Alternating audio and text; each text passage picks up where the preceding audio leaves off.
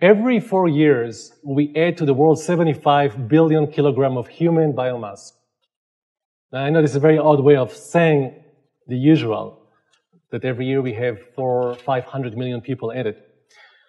But understand this, Earth is fixed in terms of land, in terms of amount of sun reaching it.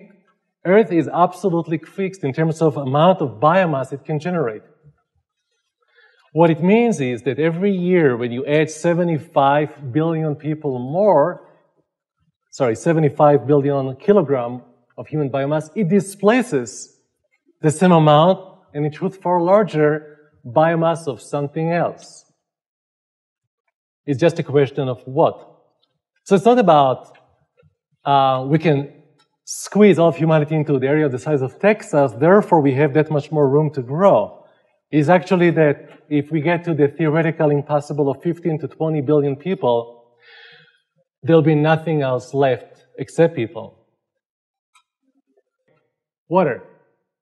Annual groundwater depletion. It's just a matter of time, by definition, until we suck the aquifers dry. Some places it's 30 years, and maybe some places it's 100 years. It doesn't go anywhere. It's a dead end. It always was a dead end. It is almost anticlimactic to think that a tube with little bit holes, subsurface drip irrigation, can cut down water consumption by 80% in the sector of agriculture. 1,000 billion cubic meters a year can be saved just by this one measure.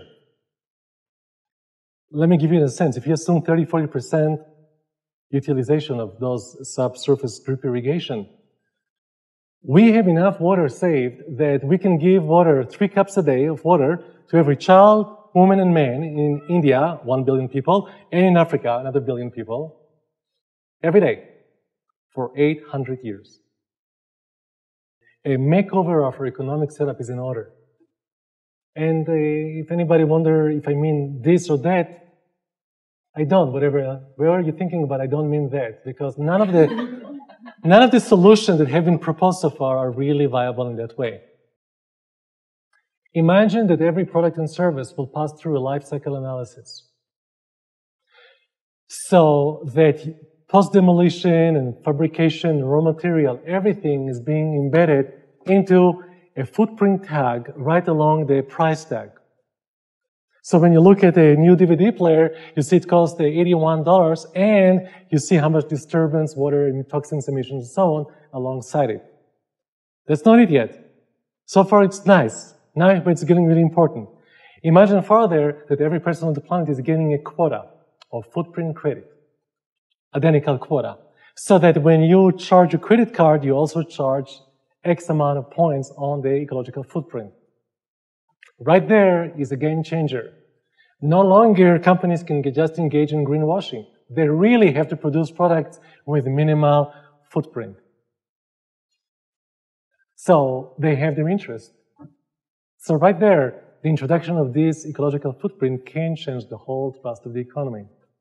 Now, who will decide on the quota and how much? Physical reality. We actually have to have an agency that will map out our resources and see how much we've got to work with, by which I don't mean work with so that in 50 years we won't have any tree left, by which I mean that sustainably, as much as it's possible.